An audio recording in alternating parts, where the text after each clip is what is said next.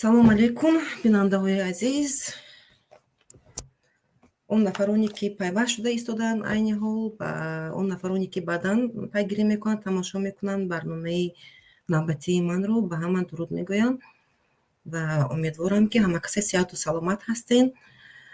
номи барномаи имрӯзаи ман гузаштааст, шояд баъзе нафаронро ба тааҷҷуб орад. қонуни беқонун. бари қонуни беқонун ман гуфтам, дар аввал фикр кардам албатта ки мавзӯъ оиди журналистон меравад, журналистои боздоштшудаи тоҷик, Далери Эмомалӣ, Абдуллои Ғурбатӣ ва дигар нафарон. Маъзарат мепурсам ки ман тӯли чанд вақт натавонистам барнома омода карда, яъне ки ин сабабҳои худро дошт. Бинобарин маъзарат мепурсам тамошобинони азиз. Дер ояду шер ояд мегӯянд. Барои ҳамин ба фикри ман дер нашудааст. Ҳеҷ вақт дер намешавад. Оиди қонун ҳарф задан ҳеҷ вақт дер намешавад.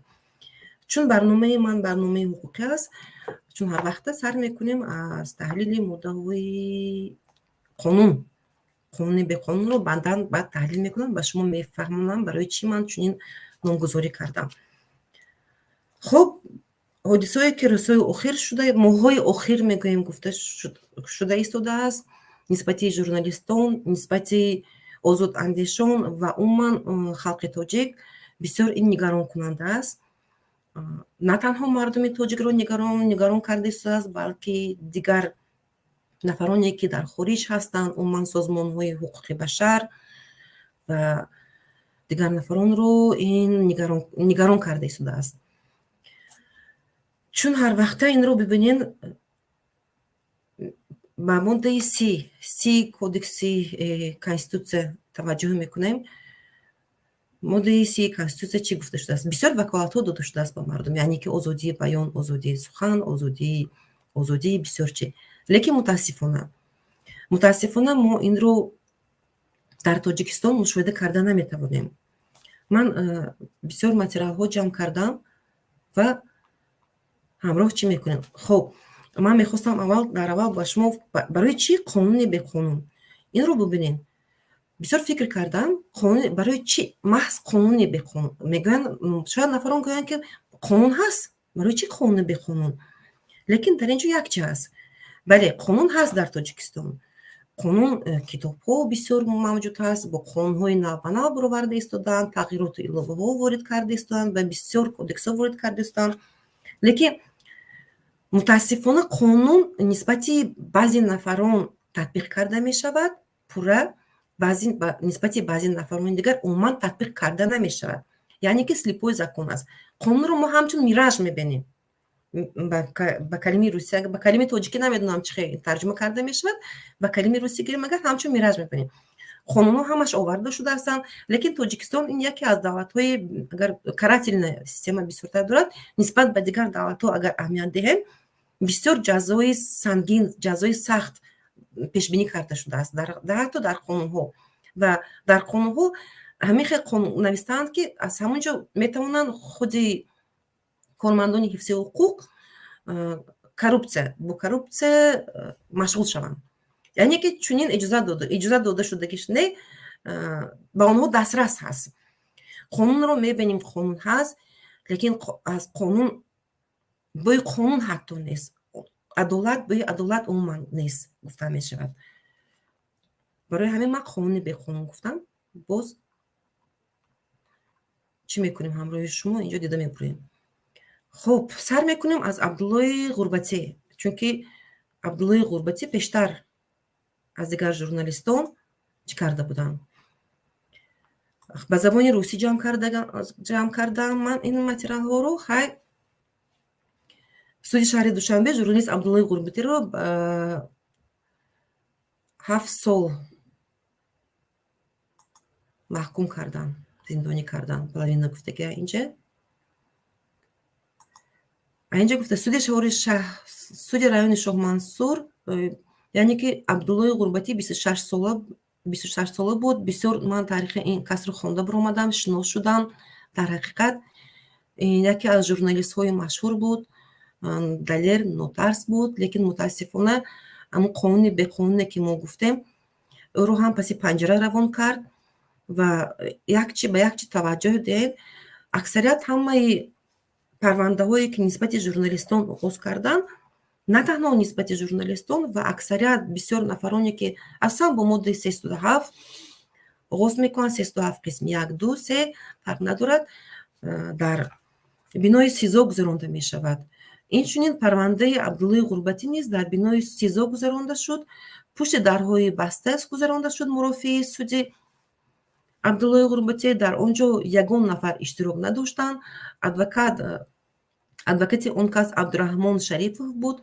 یعنی که از ادوکات هم معلومات بسیار داده نمیتوانید، زیرا ادوکات امضا گذاشته بود برای پهن نکردن سیر تفتیشاتی و سیر سودی. من نمیدونم در آنجا چه خیلی سیر بود، عبدالله غربتی کی رو کشته بود، کجا رو قبض کردگی بود، یا کدام بنا رو ترکانده بود که در آنجا سیری مخفی زدند و پشت درهای بسته پرونده او رو نیز دیده برآمدند. متاسفانه محکوم کردم. سببش چی بود؟ عبدالله غربتی رو همراه دلیر اموالی دستگیر کرده بودن. اوایل دلیر اموالی بعدتر با من بر علایدگی صحبت میکنم، بعدا صحبت میکنم. یعنی که عیبدار کردن اول او رو با ماده 328 اینجا 328 با ماده 328 عیبدار کرده بودن. من اینجا پورا آورده شده هستم، کمتر تحلیل میدم باز به شما. یک دقیقه.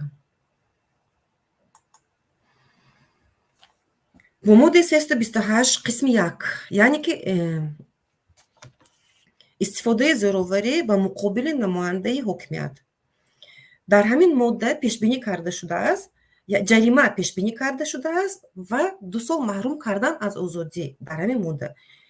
و باز یک ماده دیگر رو نسبت عبدالله غربتی تطبیق کردن. 3 ماده اونجا گفته شده است. با ماده 303 این قسم 1 این ماده هم همانندی دارد به همین ماده 328.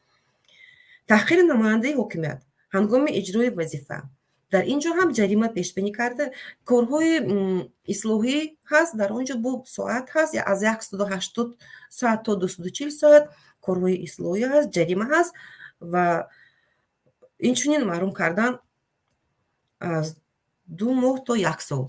این رو ببینید، همین 2 ماده که به هم همانند هستند، عبدالله غربتی رو که وقتی که دستگیر میکنن، پیشتر قضیه این کس رو پیگیری کرده بودیم و من برنامه هم کرده بودم آیدی این مسئله. علایده عبدالله غربتی گویا زوراوری کرده است و لطکوب کرده است کارمند کارهای داخلی نوری شاه منصور رو، منیسته رو اگر به زبانی عادی گریم لطکوب کرده. بس نمیدونم چی طور لطکوب کرد.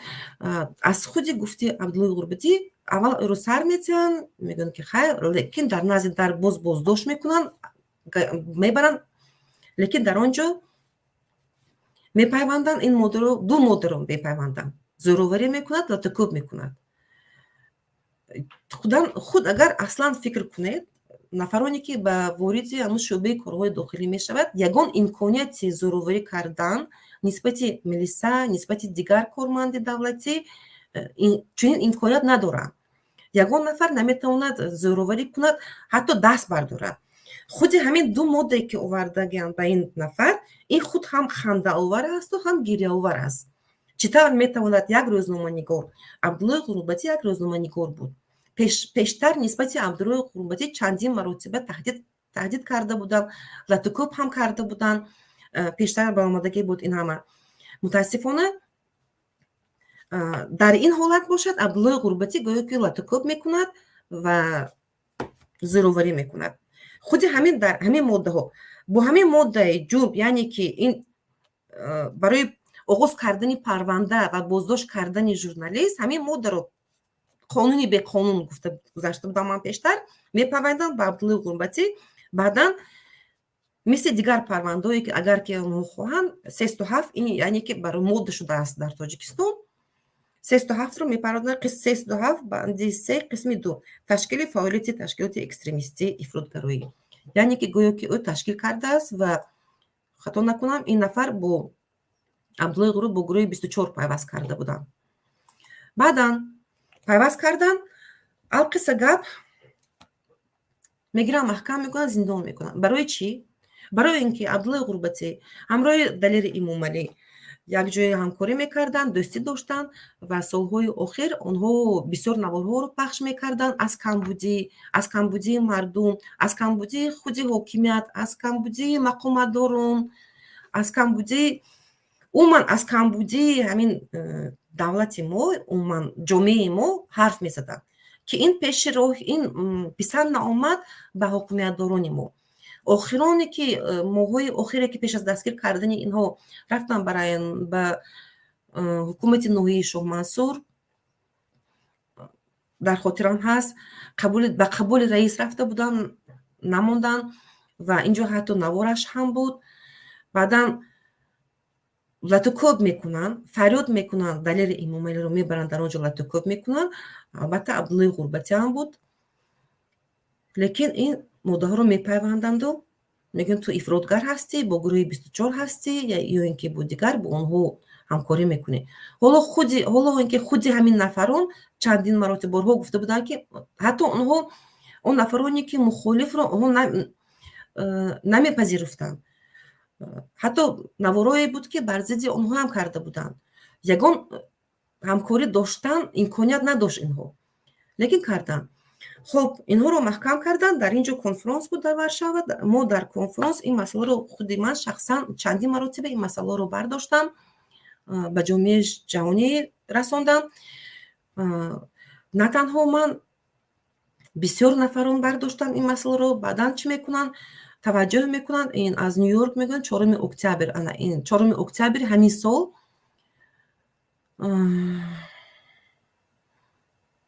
як дақиқа саводут анзашту. 4 октябр ин хонум Тереза, ба фикрам хато накунам, Тереза, ин касам чӣ мекунанд? Вокуниш нишон медиҳанд, яъне ки барои озод кардан. Ва назари бисёр нафарон журналистҳоро дар ин ҷамъ овардагӣ ҳастанд. Инҳо ҳам вокунишҳои худро нишон медиҳанд, мегӯянд, ки нодуруст карда шудааст. Лекин тоҷикҳо як мақола дорад: гапи мо ягон ба онҳо таъсир намекунад, на гапи мо, на созмонҳои ҳуқуқи башар ва на дигар. Пештарам вокуниш карда будем, пештарам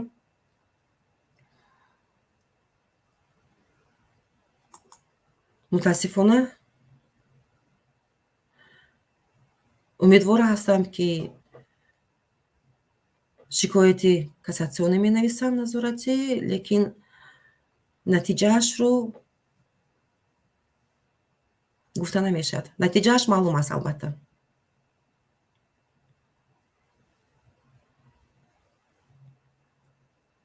хуб, вокуниши ягон нафарро ба инобат нагирифтам. ҳозир ман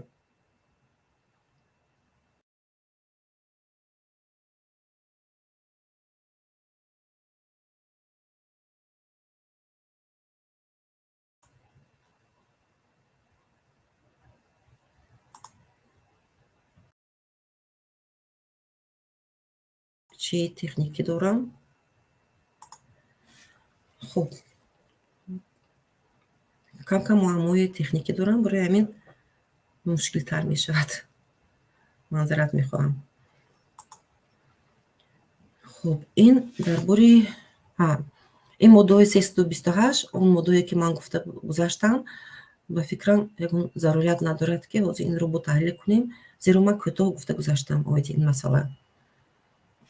таҳқири намояндаи ҳокимият, яъне ки Абдуллои Ғурбатӣ намояндаи ҳокимиятро таҳқир кардааст, пушти дарҳои баста гузаронданд. Барои чӣ пушти дарҳои баста гузаронданд?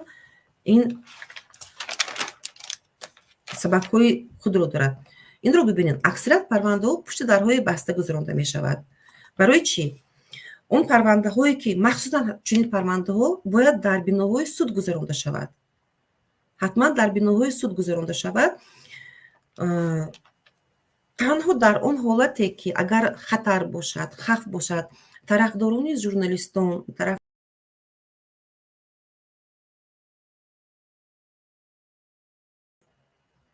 тарафдорони судшаванда агар ба бинои зуд ё ба суд ба кормандони суд ягон хатар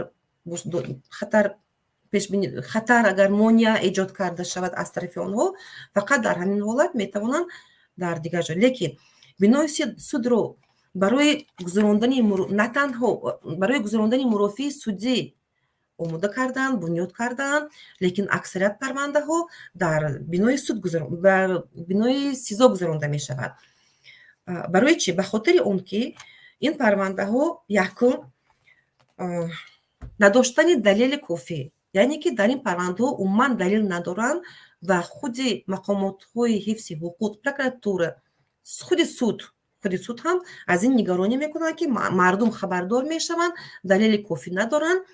Бинобар ин инҳо кӯшиш мекунанд ҳамаи парвандаҳоро мӯҳри махфӣ мезананд, дар бинои гарчанде мӯҳри махфӣ назананд ҳам дар бинои сизо мегузаронанд.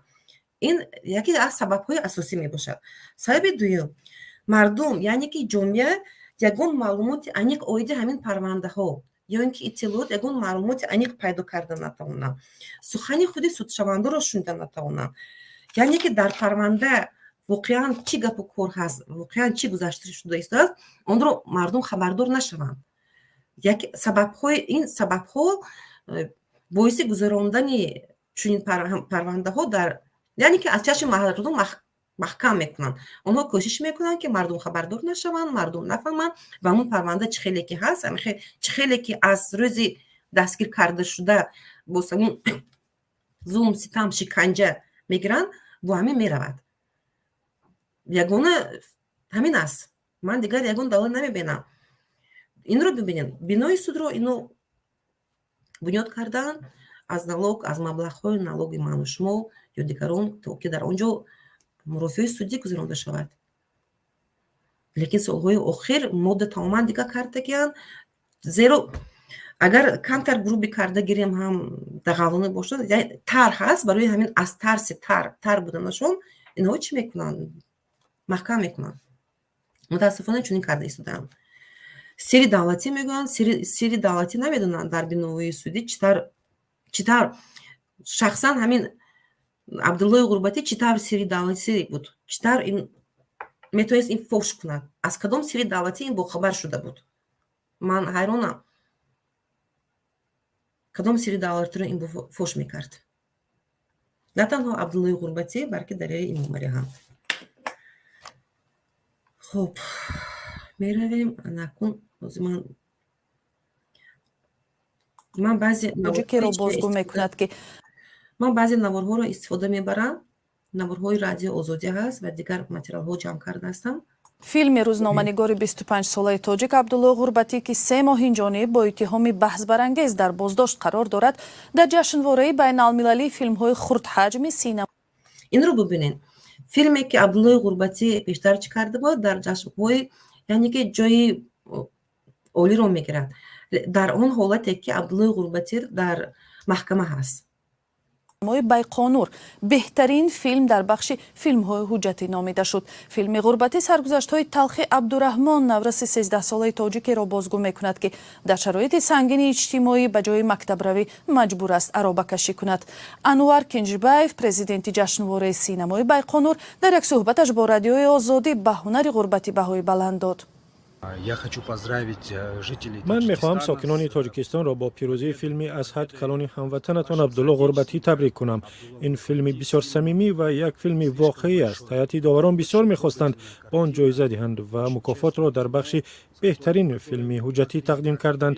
ман ба синамои тоҷикистон таманнои пешрафти бештар мекунам, то ки филмҳои ҷолибтар эҷод шаванд ва ин филм ҳам ҷоизаҳои зиёди байналмилалӣ бигирад. ҷоизаро дар набудани Абдулло Ғурбатӣ, як намояндаи ҳайати эҷодии филм аз Тоҷикистон гирифтааст, вале маълум нест ки худи Ғурбатӣ, ки аз 15 июн бо иттиҳоми ҳамла ба корманди полис ва ҳамкорӣ бо созмонҳои мамнӯъ дар боздошт аст, дар бораи барандаи ҷоизаи ҷашнвораи Байқонур шуданаш хабар дорад ё на. дар давоми муддати боздошташ ӯ тавассути хешовандон гуфтааст, ки ҳеҷ як иттиҳоми мақомотро қабул надорад.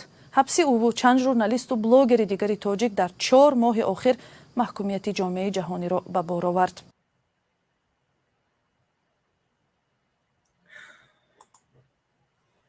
خب بعد این رو هم دیدیم.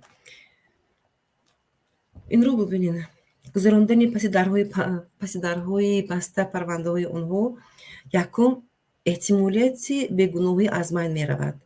یعنی که اونها گناه کرده بودن از بین می رود. گناه کردن یا نکردن.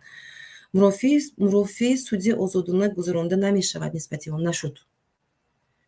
امیدوارم نیستیم که در آینده نسبت دیگر ژورنالیستان گذرانده می شود. رساندن تاثیر با در بنای سزا گذراندن مرافع سودی با اونها رساندن تاثیر پسیخولوژی هم به سودی هم به خود سودشونده و اشتراک کنندگان در مرافع سودی می باشد. متاسفانه چون هم شد. خب بیاید اکنون چی میکنیم؟ به دلیل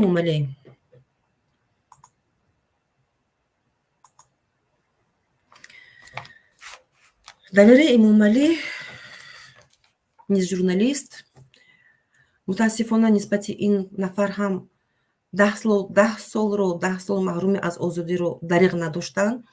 این هم کمی کرد با 12,000 جریمه بستن. برای چی عیب است؟ برای چی گناهش؟ یعنی دلیل این معامله او چون مثل دیگر با عبدالله غربتی همکاری داشت، از کمبودی حرف میزد، از بهبودی کار میزد. نسبت او هم 10 سال دریغ نداشتند و محکومش کردند. اینجا من حوض میگم حکم ناعادلانه دادگاه نسبت روزنامه‌نگار دلیل این معامله. البته حکم ناعادلانه بود.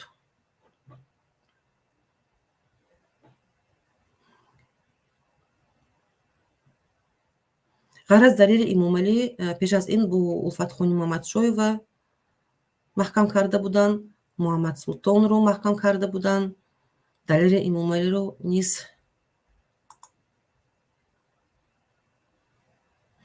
برای دلیل بودنش، برای آزادانه حرف زدنش یا با ماده های من اینجا در مرافع سودی، البته که نزدیکانی دلیل این معامله اشتراک نداشت، نه نزدیکانش نه روزنامه‌نگار، عموما جامعه شهروندی یا اون کس امکانات اشتراک کردن نداشتن، زیرا این مرافعان پس درهای بسته در سیزو گذرانده شده بودن.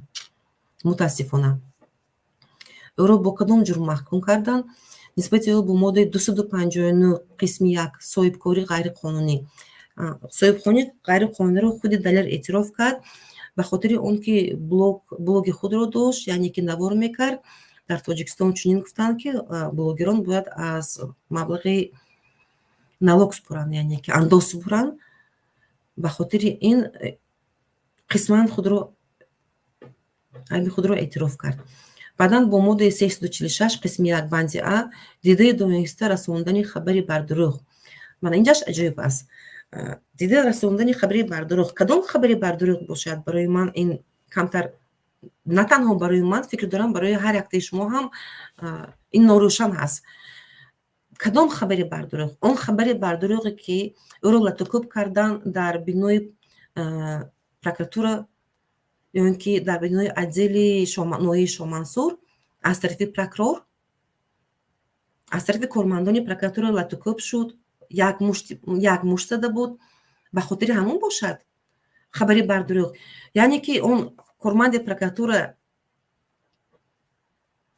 هم خسرش هم پدرش در مقام های بلند کار میکنند. پیشتر از این گفته گذاشته بودیم دوموت خطا نکنم رئیس سودی عالی بود. به خاطر همون خبری بر دروغ گفتن. این ماده رو نسبتی رو تطبیق کردن. اینجا یعنی که مشت اونها زورتر بوده است از قانون. کجاست؟ اینجا قانونی به قانون هست، در قانون هست، لیکن نیست. نسبتی باید اون نفری که لطکوب کرده بود پرونده آغاز میکردن. برای چی غیر قانونی بازداشت میکند، بازپرسی میکند، بعداً با لطکوب میکند؟ گرفتن این رو به نسبت دلیل این معامله کردن. یعنی که شهر به دروازه شده است. گویا چنین هست. خب با این هم اینها هیچ کو کردن نتونستن، یعنی قانع شده نتونستن. با این دو ماده که نسبت دلیل این معامله تطبیق کردن، چنین برای اینها علم کردگی بود، چنین ساخته گرفته بود که قانع نشد. یعنی که 10 سال بود غیر از 10 سال با 12,000 دیگر جریمه‌اش کردن. هم در تاجیکو یک مطلب است، هم غری و هم پیشگیری، یعنی که هم خودشون ارتکاب کردن، هم خودشون زدن، هم گرفتن. این موضوع رو دیده دانسته رساندن خبرهای بردروغ. خب فرض میکنیم شما درست گفتید، یعنی که ما شاید دلیل این در کجای خبری بردروغ به کسی رسانده باشد. دلیل کو دلیل؟ برای چی مرافع سودی رو آشکار نگذراندین؟ برای چی مردم اقلا خیش تباروی دلیل آگاه میشدن که خب در همین جا دلیل این معامله خبری بردروغ رساندگی بود. واقعا این ماده به او درست میگیرد. چرا چون این کردن نتوانستید؟ یعنی از این میبرد این هم برخلاف قانون بود، یعنی که این رویپوش کردن گناه خود شمایان بود. رئیس نوعی شاه منصور قبولش نکرد، بعدا اینا چی کردن؟ کمبودی خیلی بسیار بود. سالهای آخر دلیل عمری خیلی عاید کمبودی های بسیار حرف میزد. یگانه ژورنالیستی که اگر گفتم ممکن است در سالهای آخری که در همین حدود تاجیکستان قرار داشت و از کمبودی حرف میزد، آشکارا بیان میکرد، دلیل این معامله بود. با یگان گروه پیوست نبود، خودی او هم همین رو رد کرد، لیکن برای این او رو گرفتن محکمش کردن، یعنی تر بود. خب با این هم قناعت کرد نتونستن. این دو ماده هم مایلش. با ماده دیگر رو بینین. ماده 307 قسم 2 بند 3 اشتراک در اتحاد اکستریمیستی کودکس جنایتی پرونده. خب مرحمت با در کدام اتحاد اکستریمیستی دلیل این معامله با کی همکاری کرده بود؟ یعنی که با گروه 24 چنین که پرواز کردین. شما کسی رو دستگیر که کردین، اگر که یگان دلیل پیدا نکردین، باید یا با گروه 24 پرواز کنین یا اینکه با حزب نهضت ممنوع کردن در تاجیکستان. برای شما این خیلی удобно است. برای شما خیلی удобно است به فکرم. منظرت برای همین دلیل رو این جای نگران کننده است. این حالت هم خود دلیل این معامله در یک نوارش قید کرده بود که نوارش هم پیدا شده بود که از کردار و رفتار از فعالیت گروه 24 ناراضی بود و او نمیخواست که موادهای او رو، نوارهای او رو پخش کنند. چطور میشود در اینجا 307 قسم 2 یگانه مقصد شما چنین بود که او رو گیرین محکم کنین، یعنی که این ترساندن ژورنالیستان، ترساندن آزاد اندیشان. درباره ادوکات ها ما عموما حرف نمیزنم، زیرا ادوکات ها رو سال 2015 البته قبرشون رو کنده بودن. از 2015-16 سرکرده دیگر ادوکات ها анархимаори خاموش дадаган, یعنی که آنها پتیچنی ایدود سر بروشته نمیتونن، لختک شده هستن. همکسبای عزیز من رو معذرت میخوام، لیکن چنین هم شده هستن. من شما رو میفهمم، درک میکنم، علاج ندارین. اگر که گپ زدین مثل دلیل این معامله یا دیگر نفران با ماده 307 یا اینکه با یگان چیز دیگر پیوست میکنن، با پرونده های شما رو هم نیز پس درهای بسته دیده میبراین، روان میکنن به زندان و نزد همکسبانمون. متاسفانه چونه هست. انا به نزدیکی خود همون روبری گروه سیاسی 24 نیز پیشتر اعتراض کرده بود. اونها عموما رد کردن که دلیل این معامله با اونها یگان ربطی ندارد، یگان همکاری نداشت، یگان اساس نیست. یعنی که با این گروه، نه با گروه 24، نه با شخص‌های علیحده و نه با دیگر شخصان این نفر همکاری نداشت. نه این نفر و نه عبدالله غربت و نه دیگر ژورنالیست‌ها. اون نفرانی که در داخل وطن هستند، در کشور من بسیار وقت در برنامه خود میخواستم بعضا کارشناسا رو از داخل وطن میخواستم دعوت کنم، اشتراک کنم، لیکن اونها رد میکردن. حالا اینکه نه تنها همکاری کردن، نه تنها در برنامه‌هایی که حقوقی حقوق حرف زدن، اونها میترسن. خب комментарио ман кӯшиш мекунам аҳамият надиҳам, лекин он нафароне ки дарсном карда истодаен, ҳама чие ки гуфта истодаен ҳамаш нисбати худатон аст.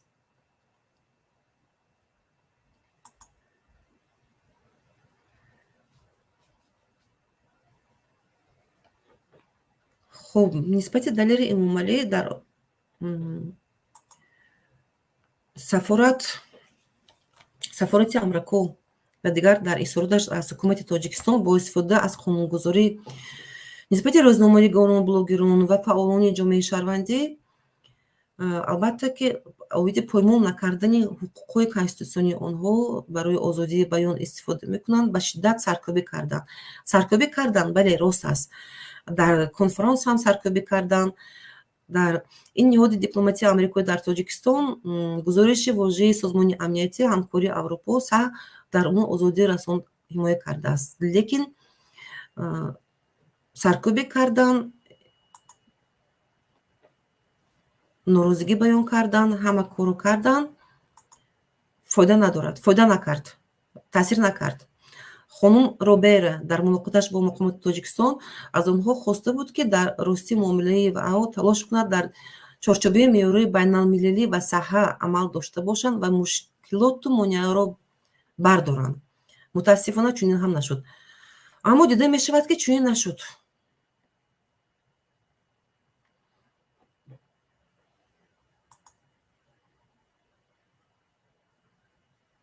صد افسوس چنین هم نشد. من اینجا یک چیز دیگر رو من پیشنهاد میکنم. این ناگفته زیاد دارد بر رئیس و با وزرا. از بودجه من و شما شهروندای عزیز این ماشین حکومت براش داده است، ولی من و شما را قبول نمیکند. به در وزیران و کبیران میرفت تا سوالهای مردم را از آنها پرسد. یکی راه میداد، دیگری از در میراند. بیاید قانون درباره وسایط اخبار ما هست، شما یک بار بگید که در کنون. جنجال و دعوای ساکنان برای زمین و خانه را ثبت میکرد و با طرفهای دعواگر صحبت میکرد و در یوتیوب میگذاشت.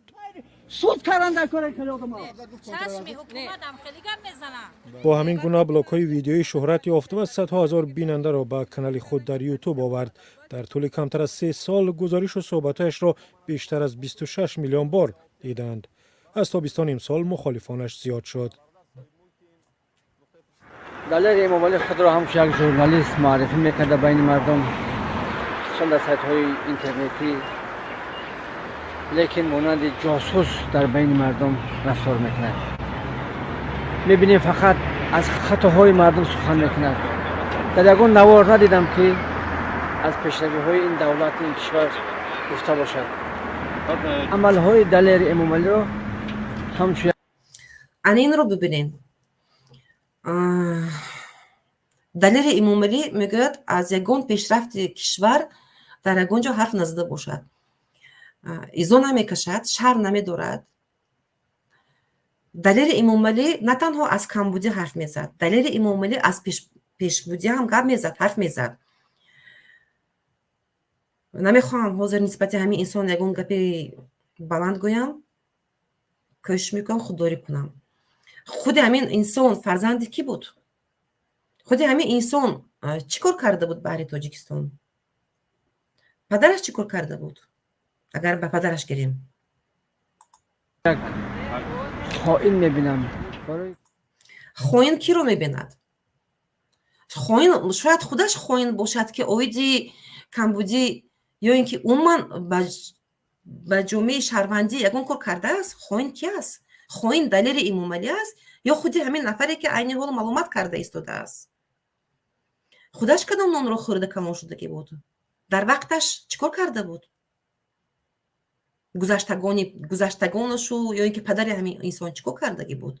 یعنی که این رو ببینید، قانونی به قانونی پدر همین نفر جای گپ اومد، پدر همین نفر در وقتش خود نفران رو کشت، چیکار کرد نکرد، کاری بسیار کرد نکرد، لیکن او رو بخشیدن. عین حال فعالیت دارد با فرزند همون نفر. نسبت این نفر میگوید که این خائن بود. چطور فهمیدم؟ یعنی که نسبت وای نفر که قتل کردگی بود، در حقیقت قتل کردگی بود، خون مردم در دستش هست و خائن نیست вай қотил нест, вайро бахшидан мумкин аст, бо вазифаи хуб метиҳанд, дар вазифа кор мекунад, вазифа ҳамаш хуб аст. фарзандаш бубромада мегӯяд ки нисбати Далери Эмомалӣ он нафаре ки аз камбудӣ беҳбудӣ ҳарф мегӯяд, Далери Эмомалиро мардум худ даъват мекарданд, мардум худ хоҳиш мекарданд ки аз ҳамин ақаллан як нафар аз оиди ҳамин камбудӣ дарди моро ба ҷомеа расонем, ба ҳукумат расонем. чӣ тавр ин хоин шуда метавонистааст? дар куҷост қонун? инҷо аст қонуни беқонунӣ. яъне қонун ҳаст, қонун нисбати баъзе нафарон татбиқ карда мешавад, агар хоҳанд татбиқ карда мешавад, нисбати ин нафарон татбиқ карда намешавад. чӣ тавр фаҳмидан мумкин аст? дар он ҳолате ки Далери Эмомалӣ чандин маротиба гуфтааст ки ман бо ягон нафар кор намекунам, ман хоин нестам, вазифаи худро иҷро мекард. чӣ он нафароне ки аз вазифаи худро иҷро мекунад, онҳо бояд бо моддаи 307 имрӯз пайваст кунанд, хоин шаванд? моҳи июн бо иттиҳоми соҳибкорӣ, ғайриқонунӣ, дурӯғпароканӣ ва узвият дар созмони мамнӯи гурӯҳи 24 боздошт ва 7 октябр ба 10 соли зиндон маҳкум шуд. чӣ тавр бо гурӯҳи 24 пайваст кор карда метавонист? он нафароне ки дар Тоҷикистон қарор доранд, журналист ё адвокат ё дигар нафар, ҳатто мардуми оддӣ бо гурӯҳи 24 кор карда метавонад? онҳо медонанд ки бо ин гурӯҳе ки мамнун кардаанд дар Тоҷикистон ҳамкорӣ кардан оқибаташ чӣ аст? 307-ро мегиранд, ҳама моддаро мегиранд, бо аз 307 сар карда то охириша мезананд.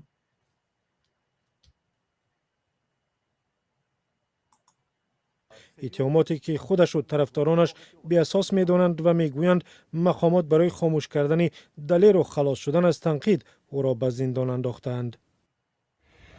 Далер Эмомалӣ является одним из Далери Эмомалӣ яке аз меҳанпарастони воқеии ватани худ аст. ӯ театри мустанадро ривоҷ дод, тарафдори рушди забони тоҷикӣ, тарафдори афкори интиқодӣ дар миёни мардуми Тоҷикистон аст.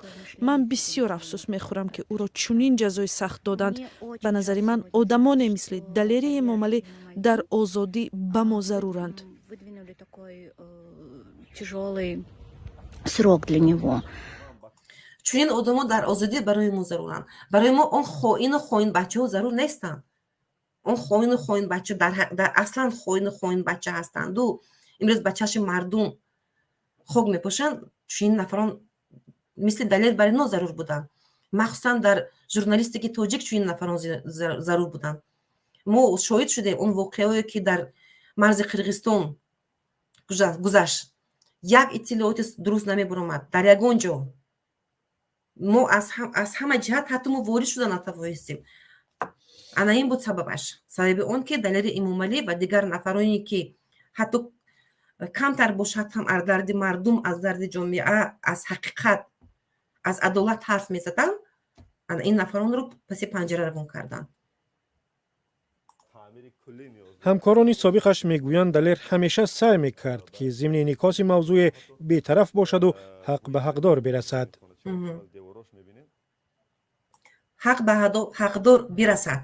талош мекард, як тасмиме ки мегирифт мехост ки уна анҷом badеҳад. масалан як мавзӯе ки гирифт ҳатман бояд уна хуб баррасӣ кунад.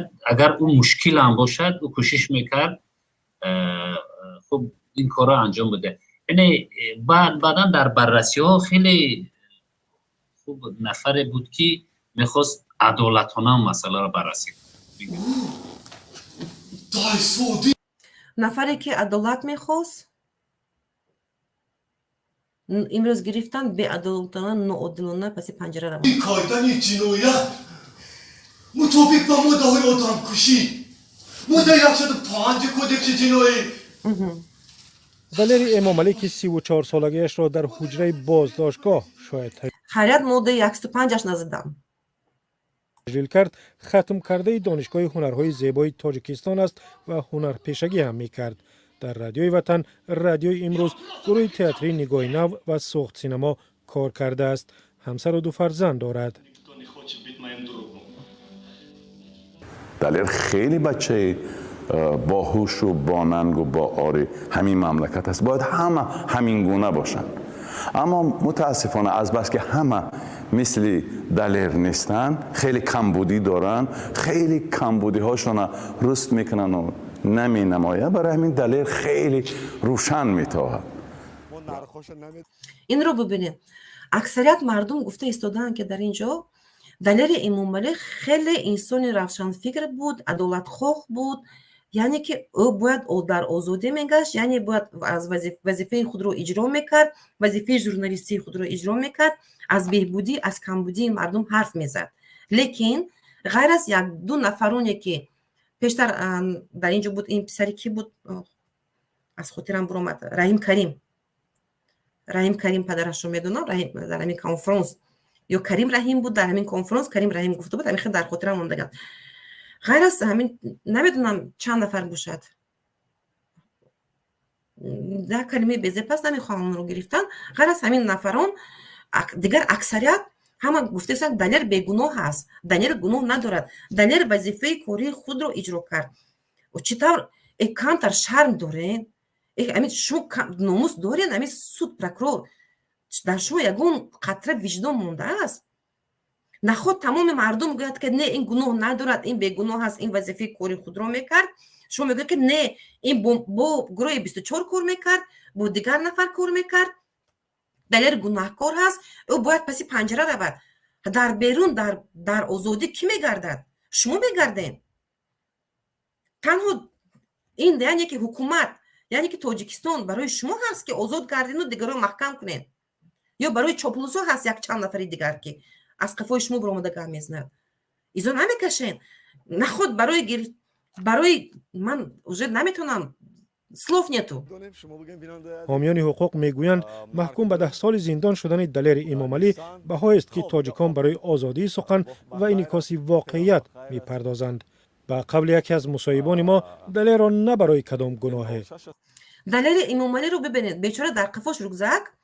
این دلیر امامعلی، اون همه ژورنالیستان، بسیار ژورنالیستایی که محکوم کردن، اینها ماشین نداشتن، حتی ماشین نداشتن.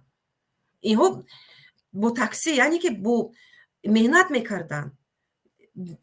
اینها با ماشین‌های گرانبها، من اینجا در اینجا گفته است در ساز داموش گوش میکنیم، بلکه برای خبرنگاری ناترس و دلیر بودنش پس پنجره انداختند.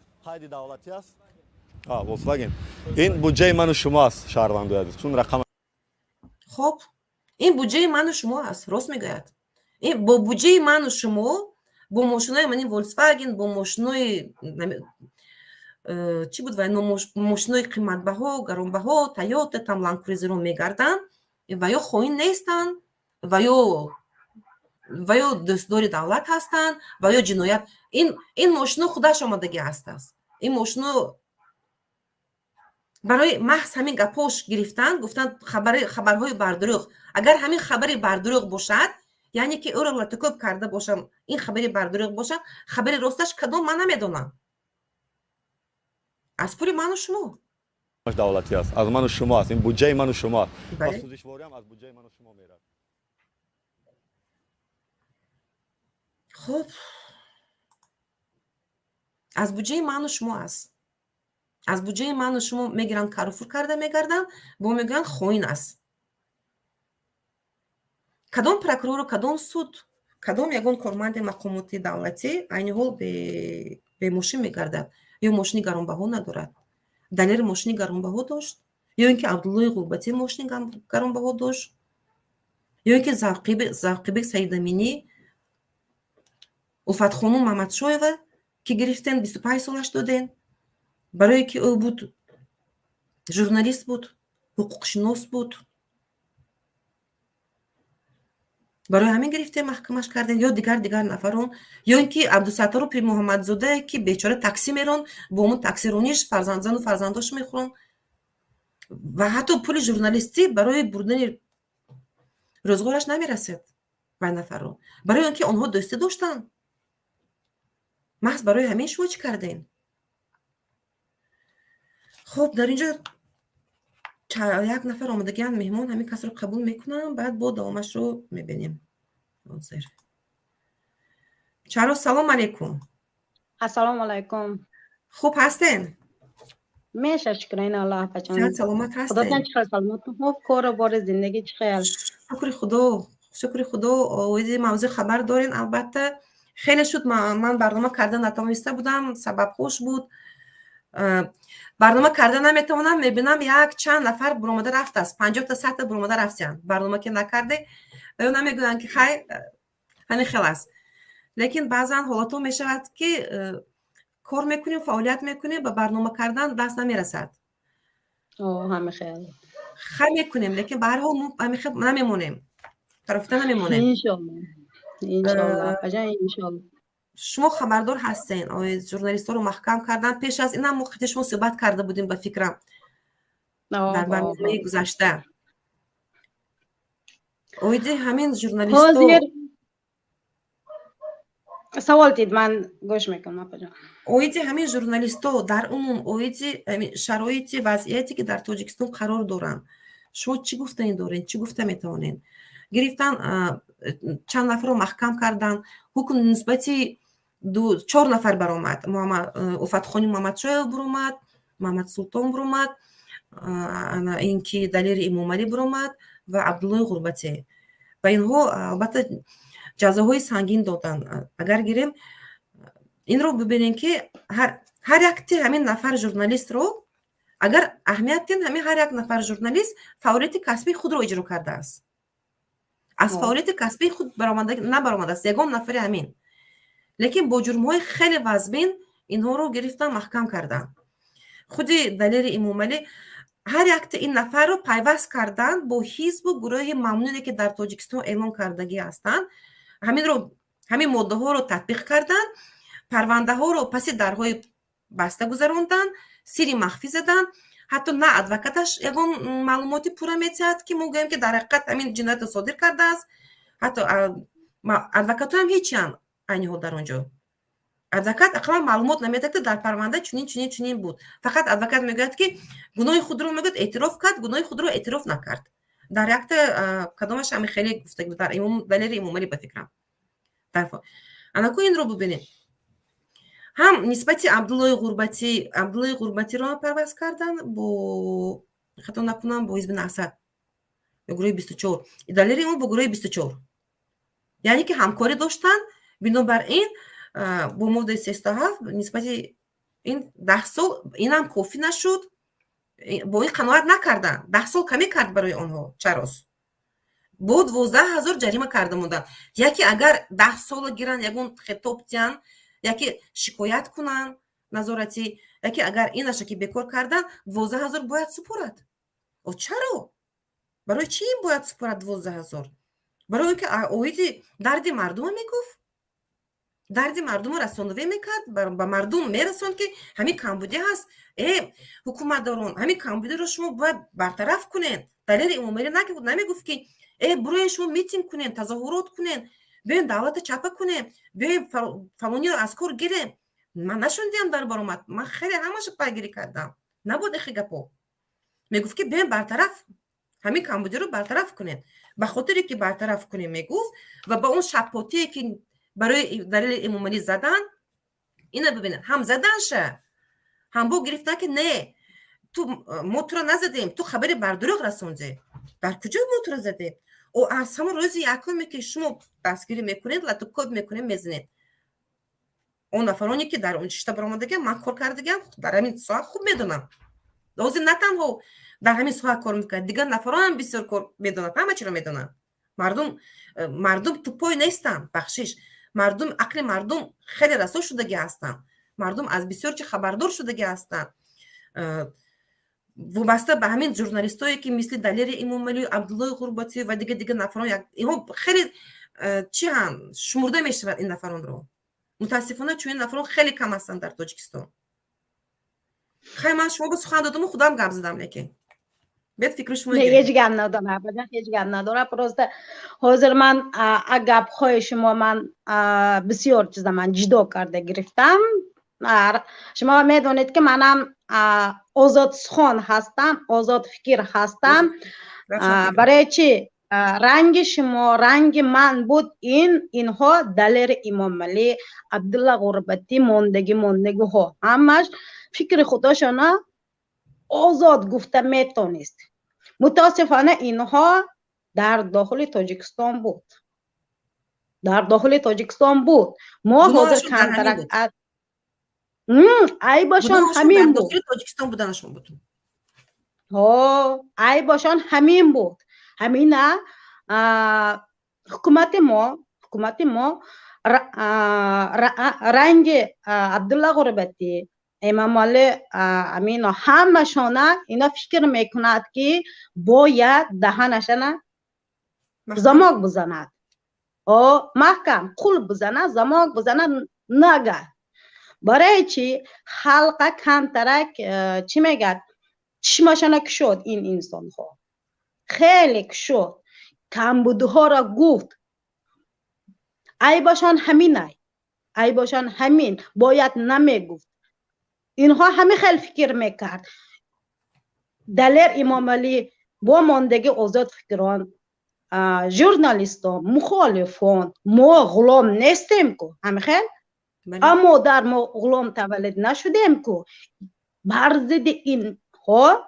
ضد اینها حکومتداران، یک کلان، یک مناپولیا، نزد این ما رنگ غلام هستیم. من نمیخلق ما را قپیدگی ما برآمده نتونیم، برآمده ما نتونیم، یگان چیز نبینیم. اینترنت سلابه همین خیل یوتیوب پرکتیس که کار نمیکند، چون که اینترنت سلابه اگرانیچینه نمیتن هسته قیمته کارمن خلق نمی بردارد. این هم غلام نمی، غلام داره نمی.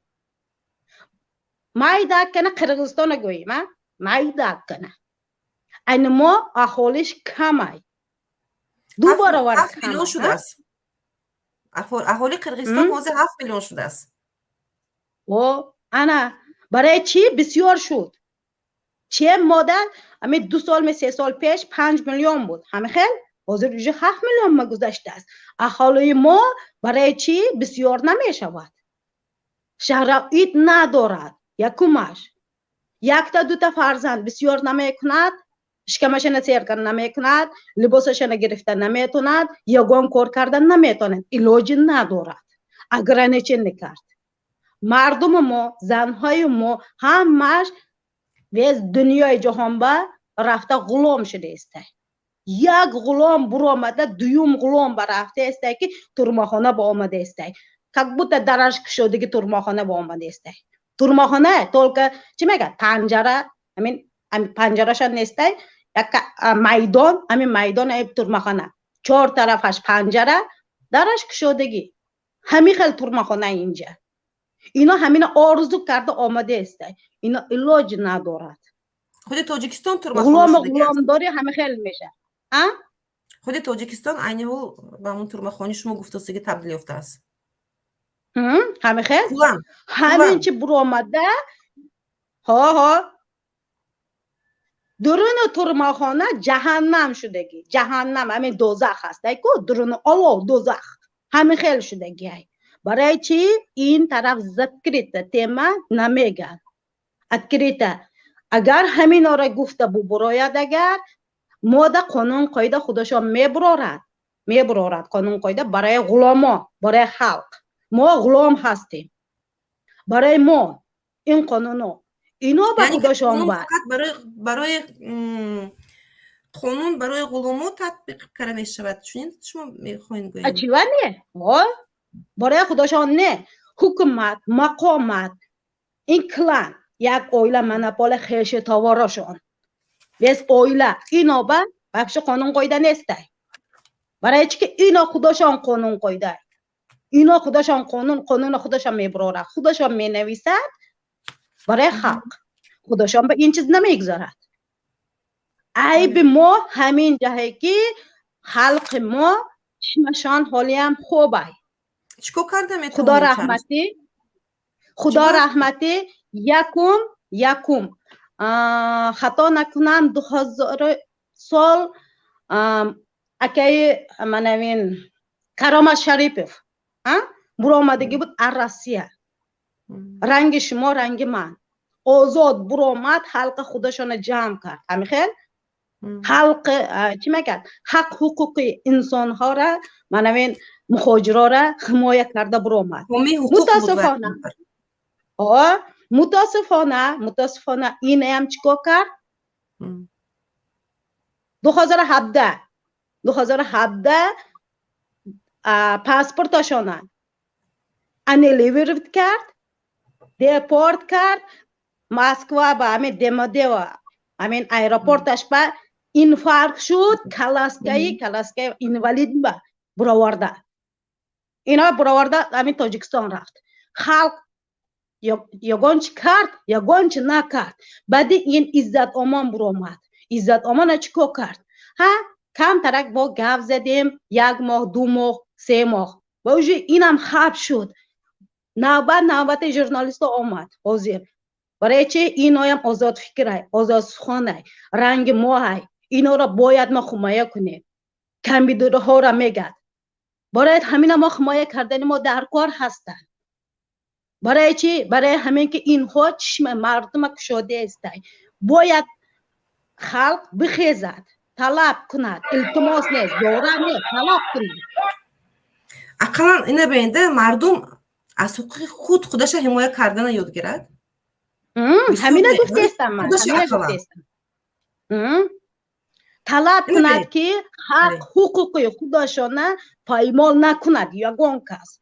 ما غلام نیستیم، بیدار شویم. ما مادر غلام تولد نشدیم. تاجیکستان به هر یک فرزند تولد می شود، هر یک کودک تولد می شود، $300 قرضدار تولد می شود. این درسته. برای چی؟ من همین به حیران هستم. کودک پولی نیسته، یاردن نیسته، یگانچه نیسته. بیچاره این ایکو کنشته غلام شده، قرضدار شده، تولد شده است. این عیبی میگه که بالا امام علی پیرخر همین خودش کرده است. قرضدار کرد، بخشش، من بخشش میپرسم، همین امام علی کرده است. برای تحقیق کردن با استاتی علویده هست، موده علویده هست برای تحقیق کردن. با این موده میدانم برای یکی تحقیق میکنید میگرد با چی؟ یک موده دیگه در بفکه کره میمونن. یک قیمت همین میشه موده دارم اپا یک موشن شد این رو ببینین. یک چی در پرابلم در همین حکومت دارانی ما در مقامات های حفظ حقوقی ما تنقید هست، تحقیر هست. اینها تنقید و تحقیر فرق کرده نمیتونن. میدونم. پرابلم این در اینجا هست. این تحقیر کرد، تنقید کرد. بسیاری همه ها در اساسی که دلیل، اگر گیریم دلیل امام علی تنقید میکرد. تنقید میکرد، دوره حقارت نمیکرد و تحقیر نمیکرد و تنقید میکرد و فقط چی میکرد؟ کمبودی رو میگفت. درست؟ این بقایو پسند نشد. خیریت که حالا همین مده وی نزدن که تو تحقیر نزدن.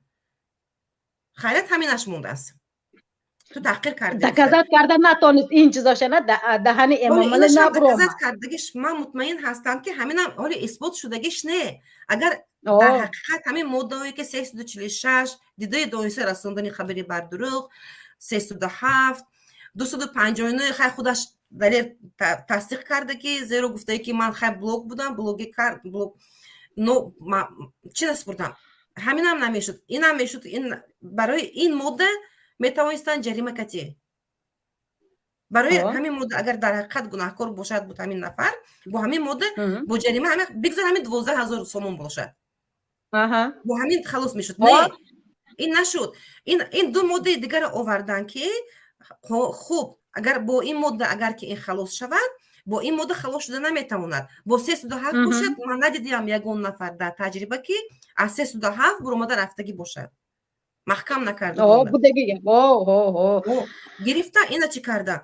این تصدیق شدگیش نه چرا؟ اگر تصدیق میشد اینها نمیترسیدن. اینها آشکارا در همین بنای سود مرافع آزادانه میکشدن. مردم اشتراک میکرد، اطلاعات ژورنالیست ها اشتراک میکرد، خیش و توارش اشتراک میکرد. همه که هر یک نفر در سود حقوق اشتراک کردن دارد. در مثال اگر شما در کوچه رفتید میخواید در یگان مرافع اشتراک کنید، شما میتونید آزادانه در آمده در سود در یگان مرافع اشتراک کنید برای خود، یعنی که سبق گیرید، درس گیرید. چونی میشد. میگفتن که انا در اینجا من فلان پونکت رو تو خطا کردی، من این گناهی تو است، انا برای همون تو با همین مدل گناهکار کرده میشوی و نسبت تو تطبیق کرده میشود. نه این نیست، نبود، نسبت یگانتش نبود. سود زدگریتا بود، سود زدگریتا، یه سود زدگریتا، سود محکم، سود محکم شد اینا بود. برای ما معلوماتی چی هم نداریم. بسیار همون تحلیلگران خود ژورنالیست‌ها در همه جا گفته در من خوندم گفتن که نسبت دلیل امامعلی ما هیچ بها داده نمیتونیم، زیرا که میگه ما اشتراک کردن نمیتونیم، ما نمیدونیم او گناهکار است یا گناهکار نیست. یک نفرش گفته بود خیرنیسا چی و به فکرم نو اگر که همین اینو امکانیت اشتراک کردن می‌داشتن در همونجا میدیدن که میگفتن که من این فکت، من این دلیل، تو من این تلفن دوزیدی допустим من تلفن دوزید، تو دوزی کردی، من ما یافته اومدی، من دوزی تمام. خب همه خیلی کردن دیگر. منی که مسئله 259 که این تصدیق کرد برای صاحب کاری اختیاری گفت که هو من رفتم، من نوار کردم، در حقیقت من نوار کردگی هستم، من اگر از روی قانون من باید اگر نالوگ میسپردم انداز من نسپردم. خب لیکن این دو ماده دیگر چی؟ این دو ماده در زبان یوریدیکی میگن که این ماده دیژورن استاتیا میگن، دیژورن استاتیایی که از همین ماده ها برآمده نمیشه. رنگ نسبتی عبدالله غربتی که کردن اول 328 گویا که وای لاتوکوب کرد، گویا لاتوکوب کرد و وای خودش بیچاره یک قاق است، یک خراب، وای جام ندارد برای لاتوکوب کردن و چی خل در تکی در میستن با افطمت میستن اکثریت و چطور میر رنگی که автомат وای کشیده گرفت لاتوکوب کرد و نگاه کرده شیش در کجا منطق هست؟ یگان جا اپجا منطق نداره.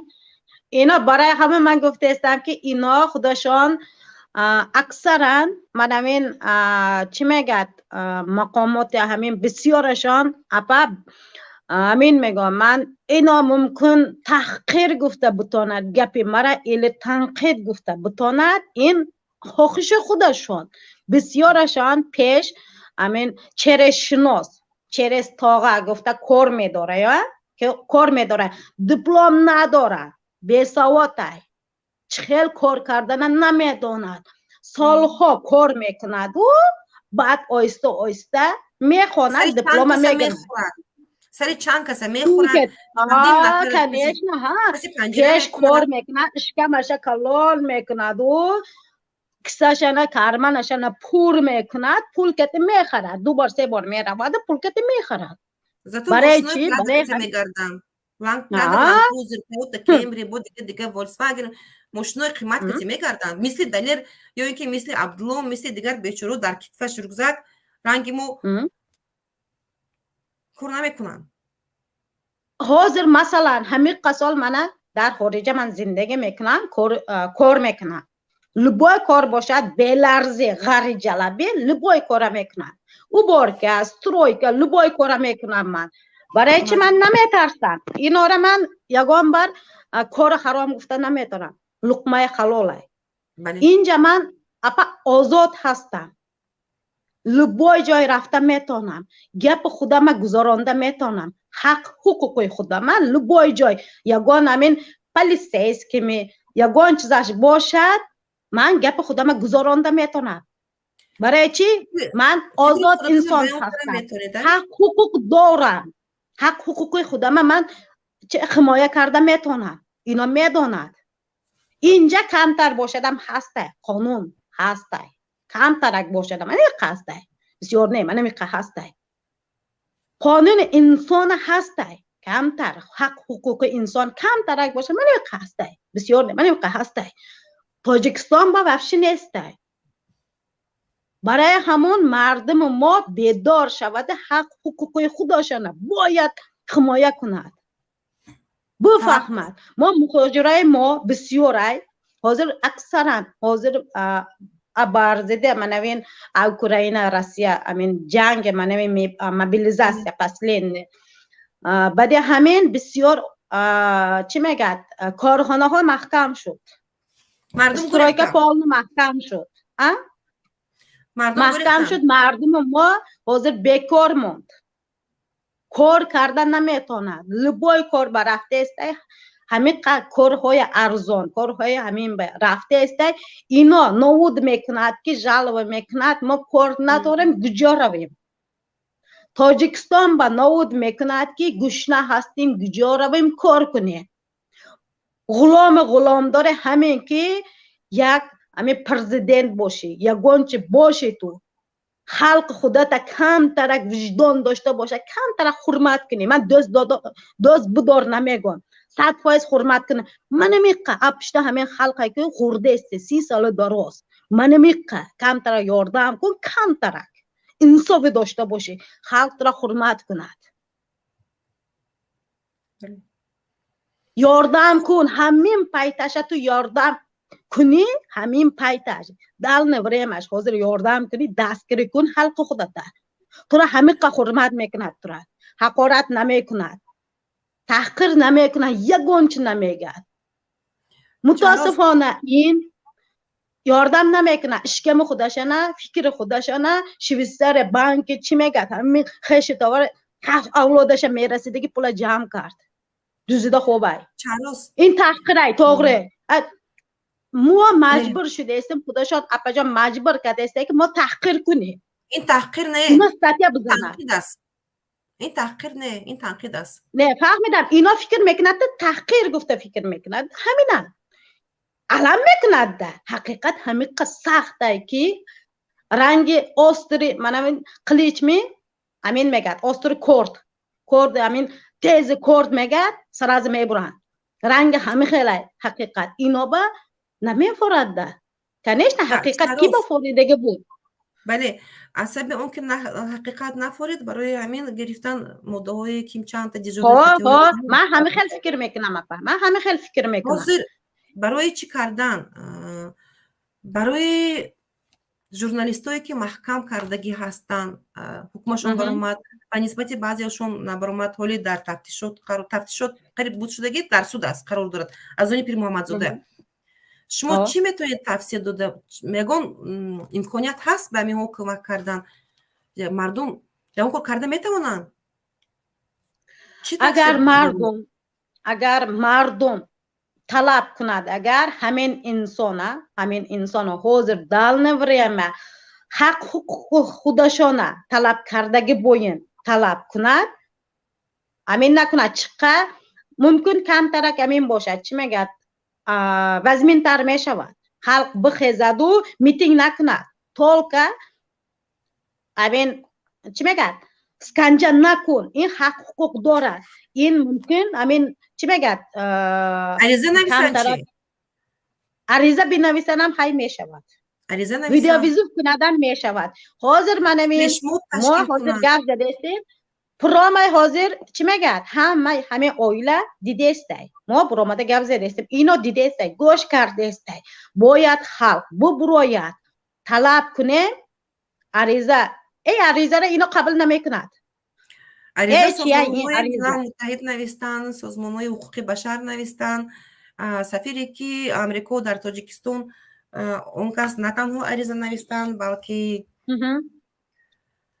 آشکارا در OBS بسیار نفرانی که از دیگر دولت ها اشتراک داشتن این مسئله رو خیلی جدی دیده برآمدن جدی اهمیت دادن به این مسئله لیکن متاسفانه نشد اینا ببینید اگر فلش موب تشکیل کنن допустим فلش موب تشکیل کنن اگر عریضه های دست جمعونه خود ژورنالیست‌ها بسیارتر چون که این نفرها ژورنالیست بودن ژورنالیست‌ها البته که چه فکر و نظر خود را گفته ایستادن بعضی نفرها ژورنالیست‌ها فکر و نظر خود را گفته ایستادن از این راضی نیستن از این رفتار و کرداری که نسبت اینا کردن مقامات سود دیگر اکثریت اینها تحت شکنجه قرار داشتن خود مردم عادی چیکار کرده میتواند یعنی که فلش موب مردم عادی ممکن پیش участковойشان میرد خلق جمع شود و عریضه بنویسد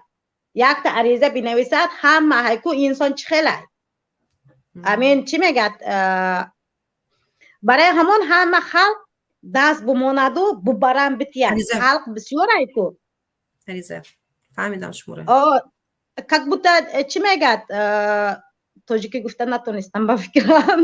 روسی گپ زنیم نتونیم فهمو ممکن چی میگد آزی عریضه دست جمعونه میگه شما بودن همه ویس تاجیکستان جماع امید جمی امبودسمنت با امبودسمنت هم فرق ندارد کی باشد همه جمع شود و بنویسند ببرند یک چی میگد نمی ترسیدگی نمی فروختگی انسان بیاورد ببرند بتیند اینا باید فرزند دارد کو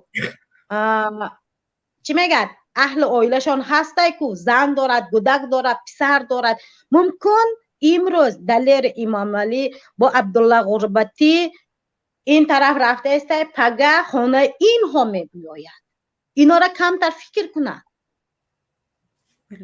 این دنیا چی میگد رنگ چرخ پلگه گشته گشته می بیاید نوبت کتی قاشق نوبتش کتی میگد کو امروز این ها شد پگه این ها می شود اینا فکر نکنند چیز بومیرانگ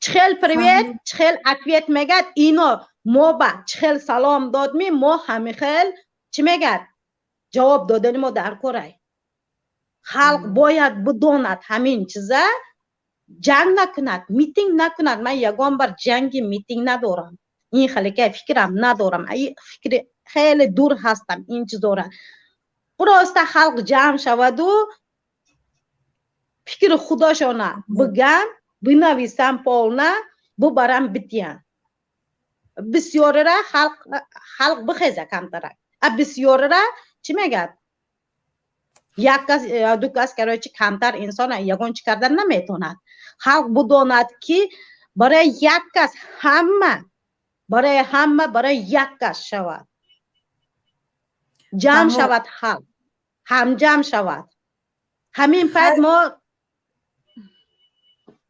اون کرده میتوانیم چیزی که خواهیم ما چیزی که خواهیم همین چیز آینده یگان چی کار کرده میتونیم ما آزادی را خواسته استیم ما یک جایی شویم آزادی انشالله میشود برای یک جایی هر طرف نه امروز این طرف شد پگه دیگه طرف نه هر طرف نه یک طرف یک جای جمع شویم همین پایت همه چیز خوب می شود من همین چیز من خیلی من آرزو دارم آرزوی من ممکن میرسد باشم ایلی نه من نمیدونم یک جا شدن الهی با آرزوتون رسین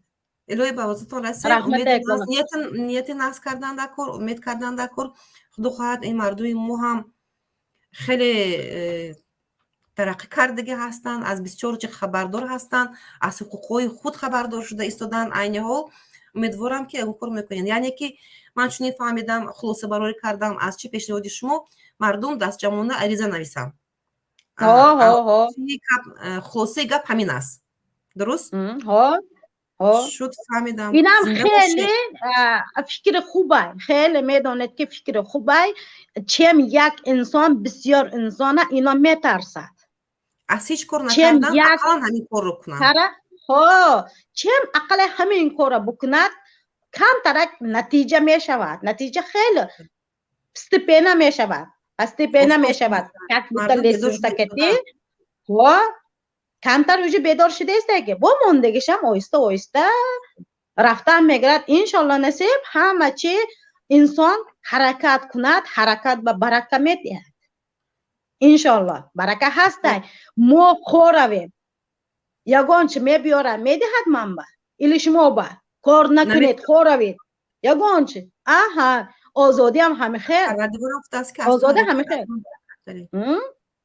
آزادی را حرکت کردن در کار همه چیزه مردم خود کوشش کند از حق خود دفاع کردن یاد گیرن حالا اینکه ما دیگر روی نمیگن اقلا از حق خود دفاع کردن یاد گیرن خب فهمیدم چراز باز چی گفته دارین اگر چی باشد بعد من امروز وقتمو کمتر تنتر فهمیدم ابا جان من گفتنی گپم خلق تاجیکستانیان که تاجیکستان زندگی میکند همین مردم با همین خلق با پدرای مهربان، مادرای عزیز، من همینا را من گفتنی هستم که فرزنداتونه، نیوراتونه کم ترک با وجدان، به وجدان نه، با وجدان تعلیم تربیه بیتین. تعلیم تربیه چشمشون کم تر کشاید، گرد اطرافش به چی شده است؟ حق حقوق خودشان دفاع کند. این غلام شما تولد نکردین، شما انسان آزاد تولد کردین. همین آزاد را کم ترک حرکت کردن در کاره، حق حقوق خودشان طلب کردن در کاره که نشکند یگان کس. یگان کس نشکند، شکستن نتواند برای حق جنگیدن در کاره. همین یاد بیتین کم ترک. من التماس میکنم، خواهش میکنم. من حقارت اوجه همه چیز اوجه بحث کردم. یگان کس من دیگه حقارت نمیکنم، اوجه من قسم بردم. التماس خواهش میکنم، طلب میکنم. شما تعلیم تربیه آینده پدرای عزیز، مادرای آینده ما را شما یکم اجرت چی میگه دامولا، معلمه، استاد شما میشین که دیگر آقای کوچه نیکی کوچه به تعلیم تربیه یگان کس نگیرد، خانه تربیه میگیرد. فرزنداتان انسان خوب کرده، آیندهشان دیده دانسته، نه دیده دانسته. این چی شده است؟ امروز حرکت کن، بخوان کجا به حقیقت هسته، کجا به دروغ هسته، همینا رو جدا کرده بگیر. گفته تعلیم تربیت خوب نشان بده. التماس میکنم، خواهش میکنم. از اویله اویله میبراید همه چی. مرا همه خیلی تربیه کردگی که بیبی من خدا رحمتی دخترم، مرا دخترم نمیگو، بچم میگو.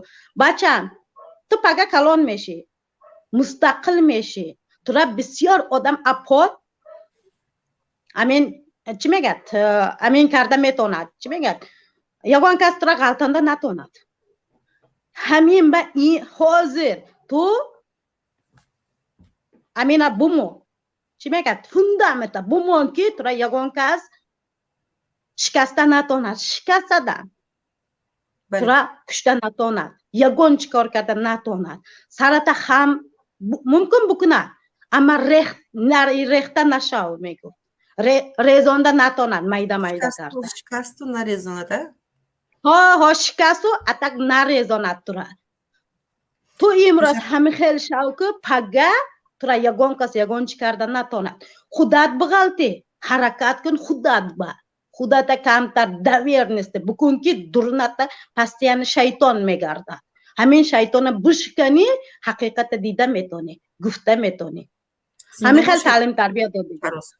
به ها تعلیم تربیه خوب دادگی هستن، این معلوم هست. شما نوتر هستین، دلیل هستین، چون زنها در مو خیلی کم هستن که اشکارا برآمده فکری خود رو میگوید، از کمبودی گام میزنند، از جمعه تنقید هم میکند، جوش بیاد تحقیر هم میکند. چون این نفرها در خیلی کم هستن. در حقیقت باعث احسان گفتن هست به شما. زنده باشید، سلامت باشید. خداوند همیشه شما در پناهش نگاه داشته باشد و از ظلم ظالمان در پناهش نگاه داشته باشد. رحمت بود باشید. زنده باشید. همه شما هم. خب چروز خیلی در حقیقت فکرای خوب بود، خیلی گپای خوب گفتن، نصیحت هم کردن، نصیحت مادرشون رو هم بیبیشون رو به خاطر آوردن. واقعا هم چنین زنها کم هستن در ما. متاسفانه باوری دارم که در بیدار شده ایستادن و مردم، من نمیگم که اون کس باید میتینگ کند یا اونجا چپه کند، یراق به دست گیرد، لیکن از حق حقوق خود دعوا کند. اینجا بعضی نفر کم کم به کامنت هم نگاه کرده ایستادن. بعضی نفر رو نوشته است که ماما بوده است، برای چی چروز همین زن رو گفتی، برای چی اون نفر اینتلیجنت رو نگفت نکردی. لیکن اگر که خب برای چی این رو ببینید ماما، من با خیلی سوالای بسیار هست، من فقط همین نشه میگم. خب اگر که این نفرای اینتلیجنت که میگوین زیادی ها بسیار هستن، لیکن اگر که اونها یورکی به برنامه آمده فکر خود بیان کردن، از فکر خود گفتن، надошта бошанд, ин фоида надорад. бигзор ҳамин мардуми ақл бошад, бигзор ҳамин мардуме ки мардуми оддӣ, яъне савод дорад, ҳамин нафаронам фикрҳошон хеле муҳим аст. чарасро ман ҳамчун нафари интеллигентсия надонам, ҳамра ки аз шахси мубориз медонам, ин шахси мубориз ҳаст, шахси басавод ҳаст. биёед шумо вориди барнома шавед. ман интизор ҳастам ба ҷое ки ҳамин навистан, агар худ вориди барнома мешуден, ина бед якҷоя ҳамин таҳлил мекардем ҳамин мавзӯъро. Ин мавзӯъ хеле доғ ҳаст. ин доғи на танҳо доғи як журналисту, доғи ҷомеа ҳаст. имрӯз инро мебаранд, пагоҳ шояд худи шуморо ё нафари дигарро бурда маҳкам кунанд бо ҳамин ҷурмҳои бофтаву сохта. ин ман мондагиам сил карда дар порин, агар ана чӣ карда тоен, агар ошкоро то нишон накарда, майлаш биён вориди баҳс шавен. агар шумо инқадар интеллигент бошен, шумо агар инқадар дилатон пур бошад, биён якҷоя ҳамин баҳс кунем. баҳс накунам, фикру назари худро гӯед. хуб, ман як чи дигаре нишон мехоҳам дар ин ҷо.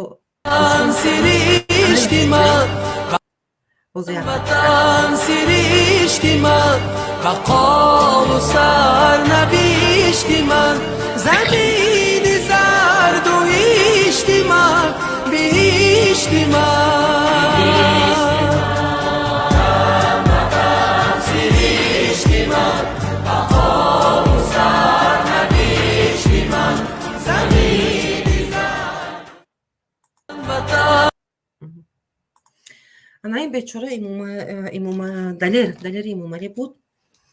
ватан ин ҳамин хел шахси ватандӯстдор буд, ватанпарвар буд ки ҳатто аз ҳамин ватан баромадан, ба фикрам шояд баромадагӣ набошад ягон маротиба, баромадан ҳам намехост. ин шахс хеле ватанро дӯст медошт. дар бори васфи ватан, ҳамин ватан, чунин инсонҳо пайдо кардан хеле дар ҷомеаи мо мушкил аст, кам аст.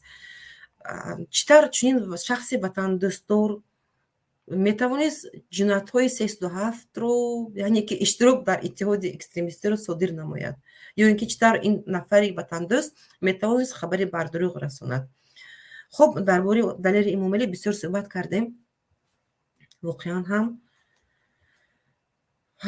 бисёр ин хеле кам аст ҳоло ҳам дар бори имомалӣ, далери имомалӣ суҳбат кардан. умедворам ки мо ба ягон хулоса мебарем ва далери имомалиро аз чанг, аз дасти читар гӯям ҷалодон кашида мегирем.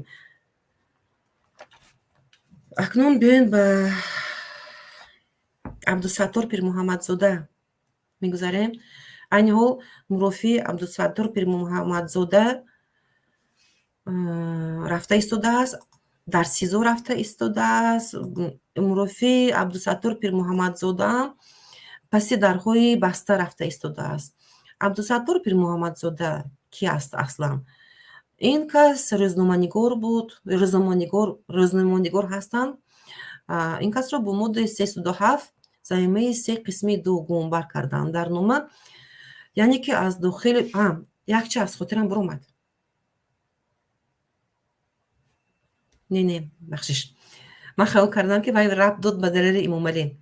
не, ин касро бо моддаи 307 ки читар ба дигар нафар журналистро ҳам бо моддаи 307 айбдор карданд, фақат қисмош ҳар хела ҳаст, айбдор карданд. ба хотири чӣ? ба ин кас дар боздоштгоҳ қарор доранд, дар СИЗО қарор доранд. як чи дигар ҳаст. рӯзҳои наздик абдусаттор пирмуҳаммадзода мактуб менависад. ин мактуб ба радиои озодӣ, ба дасти радиои озодӣ мефирояд, яъне 19 октябр аст. дар мактуб ман боварӣ комил дорам ки на танҳо абдусатторро затукӯб кардагӣ ҳастанд, шиканҷа кардагӣ ҳастанд. ҳар нафаре ки дар он ҷо қарор доштанд, ҳар нафаре ки журналистҳо қарор доштанд, онҳо таҳти шиканҷа қарор доштанд. барои ҳамин гуноҳи содир накардаи худро ба гардан гирифтагӣ ҳастанд. инчунин абдусаттор пирмуҳаммадзода ӯ дар ҳамон номаҳошам бу аст. ман дар ин ҷо ҳозир нишон дода наметавонам. номаҳое ки аз даст менависад, дар он ҷо гуфтааст ки яъне гуноҳ содир кардагӣ нест. бо ягон ҳизб, бо ягон гурӯҳ ӯро бисёртар бо Муҳиддин Кабирӣ пайваст кардан. бо раиси паймони миллӣ, раиси наҳсати исломӣ пайваст карданд, ки ҳамкорӣ дорад ва мехостанд дар Тоҷикистон тағйирот кунанд, табаддулот кунанд. Намехе инро бубинед. Абдусаттор Пирмуҳаммадзода мактуб менависад. Дар мактубе ки маро 10 рӯз мегӯяд шиканҷа карданд, таҳти латиқоб ток монданд. Ман 100% боварӣ дорам ки ин нафарро шиканҷа кардагӣ ҳастанд ва ӯ намехоҳад ки фарзандои ҳамин нафар дар оянда падари ман хоин бошад. Не, шумо хоин нестед, шумо хоин шуда наметавонед. Дар назди фарзандои шумо, дар назди ҷомеа шумо хоин нестед. Шуморо ягон кас ғайр аз ҳамун як гурӯҳи нафароне ки ҳастанд бо ҳамин режим сохтор ба онҳо муваффақият мекунад, барои онҳо шояд, лекин барои мардум, барои мо шумо хоин шуда наметавонед. Як чи дар ин ҷо ҷои аҷоиб ҳаст. Боз ман таҳлил карда баромадам. Абдусаттор Пирмуҳаммадзода шахси динӣ буд, камтар бисёртар дар бораи дин суҳбат мекард ва шахси динӣ буд. Далери Имомалӣ бошад, не, дар барномаҳои ӯ оиди чи дин кордор набуд. Далери Имомалиро гирифтан, пайваст кардан бо гурӯҳи 24. Абдусаттор Пирмуҳаммадзода ки бисёртар бо дарбин шахси диндор буд, камтар инро пайваст кардан бо гурӯҳи ҳизби наҳсати ислом, бо паймон, бо Муҳиддин Кабирӣ пайваст кардан. Ҳамин ба шумо аҷоиб нест? Чӣ тавр иҳо моҳирона кор карда истоданд? Мегӯям ки вот мантиқ, агар ки инро пайваст кардем, агар ин бисёртар подходит ба гурӯҳи 24, Абдусаттор Пирмуҳаммадзода бошад ба ҳизби наҳсати ислом. худи Муҳиддин Кабирӣ низ баромад карда буданд, оғои Муҳиддин Кабирӣ баромад карда буданд, гуфтанд ки мо ягон рабт надорем, мо ягон ҳамкорӣ надоштем, ман ҳатто ҳамроҳи ин нафар суҳбат кардагӣ нестам, ягон маротиба ман намешиносам ман ёдамро, ҳамчун рӯзноманигор та шояд. худи ин нафар ҳам мегӯяд ки ман таҳти зеру шиканҷа 10 рӯз ки инро ток мемонам, дар он ҷо чунон шиканҷа мекунанд, чунон азият метиҳанд ки ҳатто мурдаи Ленинро ба гардан мегиранд. Таҳти шикор, таҳти шиканҷа, яъне гуноҳро ба гардан гирифтааст, бо мактуб менависад. Инро бибинед. Пас он боз ҳамин рӯз ман ба фикрам хондам, дар ҳамон ҷо ҳам гуфта шудааст ки пас аз он ки мактуб мебурояд ба берун ва расонавӣ мешавад, пас аз расонавӣ шудан ӯро боз шиканҷа мекунад, ӯ боз таъқиб мешавад, ӯ боз намедонам ин шиканҷа равонӣ шуда бошад ё ин ки шиканҷаи ҳархела шуда нашавад мумкин аст, кардагӣ ҳастанд.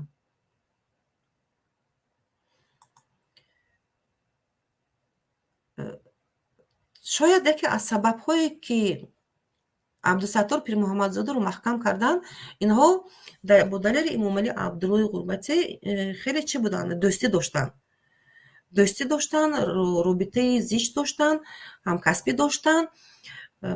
Бисёр вақт худи Пирмуҳаммадзода дар блог мебуд, блогҳои кӯтоҳ блоги худашро мебуд, дар ҳамон блогҳои худ оиди далери Имомалӣ гап мезад, яъне ҳимоя мекард. Чандин маротиба ҳам худи Пирмуҳаммадзода, ҳам Завқибек низ инҳо ҳимоя мекарданд, яъне ки садо баланд карданд, аз дӯстони худ, аз ҳамкасбони худ садо баланд карданд. Яке аз сабабҳои боздошт кардан ва пайваст кардан ин нафарро маҳз ҳамин буд, дифоъ кардан аз ҳуқуқи дӯстони худ буд, яъне ки садо баланд кардан, яъне ки ино ки садо баланд кардан, инои маҳкам кардан, бо ҳамин инҳо чӣ роӣ кардан? Ба мардум гуфтанд ки огоҳии сахт, ҳам ба журналистҳо роӣ кардан ки агар ки шумо ҳам садо баланд кардем, шумо ҳам меравед ба шумо ҳам маҳкам мекунем, бо ягон гурӯҳи мамнун пайваст мекунем, мерем дигар. Парвандаи худи Пирмуҳаммадзода ҳам паси дарҳои баста дар СИЗО гузашта истодааст. Манзарат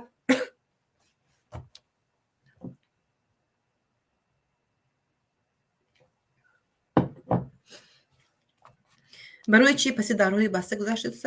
یعنی برای این هم دلیل ندارن، دلیل کافی ندارن و خود ادوکات هم در اینجا یگان معلومات دقیق نداده ایستاده است. یگان معلومات معلومات نیست، فقط همین که همین روز به فکرم واخوردگی هستند، واخورده هست با نزدیکان خود. در اونجا میگوید که اذیت دادگی هستند. پس از برآمدنی همون مکتوبی که این کس نوشته دادگی است، این فقط میخواست که تو او رو این فرزنداش این نفر رو همچون خواهین نشناسه، خواهین نگوین. چقدر این دردناک است، واقعا هم این دردناک است. برای این هم که تو برای چی تو به اجازه ما تو مکتوب نویسی و مکتوب تو رسانه‌ای شد، مردم با خبر شدن. برای این کاتاستروفه هست. چطور مکتوب پیشنهاد میکنه در خود همون سیزو، در تورما، در دیگه جا مکتوب پیشنهاد، من مکتوب رفته نمیرسم به یگان جا. باور کنین یگان مکتوب به یگان سروغه خود رفته نمیرسد و مکتوب میره تو همون مسروکه، تو پرتوگاه رفته میرسن و مکتوب. چطور این نفر مکتوب خود رو چریز کانسلیار گذراند، با واسطه کانسلیار گذراند، مدامی که و همش به پرتوگاه میره. با کی شما افسانه گفته ایستاده این؟ با کدام مردم رو شما هم خیال کردین دیگه؟ هم مردم تو پاین، مردم نمیفهمن با کدام رو برآمد که شکنجه کرده. کو اون نفرانی که شکنجه کردگی هستن عبدالستار پیر محمد زاده رو برای چی ویا جزا نمیبینن؟ نسبتی اون نفرانی که شکنجه کردگی هستن و تو عین حال شکنجه کرده ایستادن، شکنجه رویی باشد، خودی عبدالستار گفته ایستاده است نسبتی ویا قانون نیست، نسبتی ویا جزا داده نمیشود. انا اینجا هست قانونی به قانونی. در اینجا ها میتونیم تحلیل کنیم که در همه حالت ها قانونی به قانونی نسبتی این نفران قانون تطبیق کرده شده است با 307 قسمیت.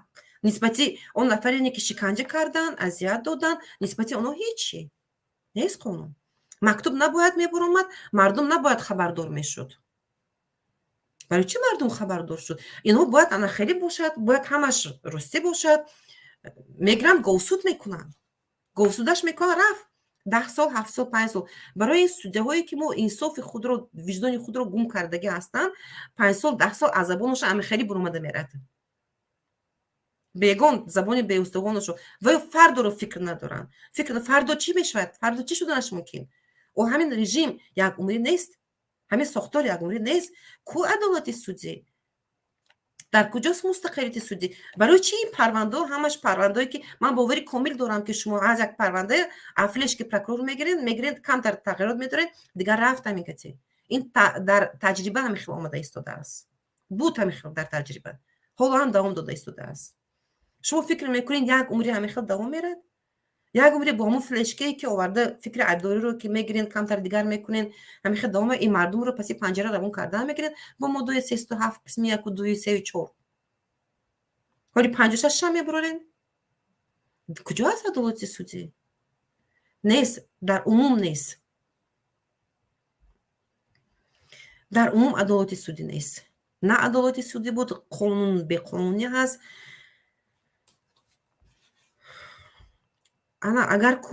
اگر فرض میکنیم نسبت عبدالستار پیر محمد زاده که عین حال مرافع سودی رفته است، بیاین مرافع همین رو گذارین در بینای سود، آشکار گذارونین که مردم در آیت همین دلیل با دلیل ها اثبات کنین که این همین عبدالستار پیر محمد زاده در همین فلان جا قانون ویران کرد، این دلیل هست، من این دلیل هست، با این دلیل ما میتونیم اثبات کنیم که همین شخص گناه عیب کرده است، گناه صادر کرده، جنایت صادر کرده است. در این حالت جنایت میشود، گناه هم نه. عین حال میتونین کرده. این حال فرصت هست. بگذار ژورنالیست ها اشتراک کنن، بگذار مردم اشتراک فهمن که این چی گپ کار است. نه اینکه در وقتی که آخرین روزی که در وقتی حکم خونی 2-3 نفر خیش تبارش وارد میکنه، حکم میخونین میزنین 10 سال 5 سال روانی زندان میکنین. چی جواب میتین پگاه شما؟ نسبت شما هم چنین قانونی به قانونی تطبیق کرده میشود. محترم سود، پروکرور، کارمندان حفظ حقوق، یا بر گوشتون رو تازه کنین، اون چی که رفتار کرده ایستاده هستین، یا بر شما انالیز کنین اون کارتون. یک چیز دیگر نوار هست، من همینه میخوام نشون بدم به شما. خیلی این دردناک است، لیکن ببین. بیابانی بلا افتادم و اندر بیابانی بلا افتادم، چون حسین اندر میان کربلا افتادم. اشک ریزانم غریبم خسته و بیچارم، یا که بارانم از بامی هوا افتادم. گر سخن از حق بگویی تار و مارت میکنند. گوش کنین، گر سخن از حق بگویی تار و مارت میکنند. واقعا هم درست. هم دلیل امام علی هم این از حق بیان کرد، تار و مارش کردن. در بین شغالو قرار گرفت. در میان این حلائل ها چرا افتادم؟ واقعا هم چنین کردن. آدم با قیمتی حیوان برابر میکنند، من که حیوان نیستم. گوید کجا افتادم؟ گوید کجا افتاده است؟ او که حیوان نیست، در بین حیوان ها افتاده است، در دام حیوان ها افتاده است. واقعا هم همین انسان به فکرم پیش بینی کردگی بود که با او چطور رفتار میکنن. خیلی معناش گوش کنین. یوسف را کاروان کرد برون از چاه آب، من چه سازم که در این چاه شما افتادم.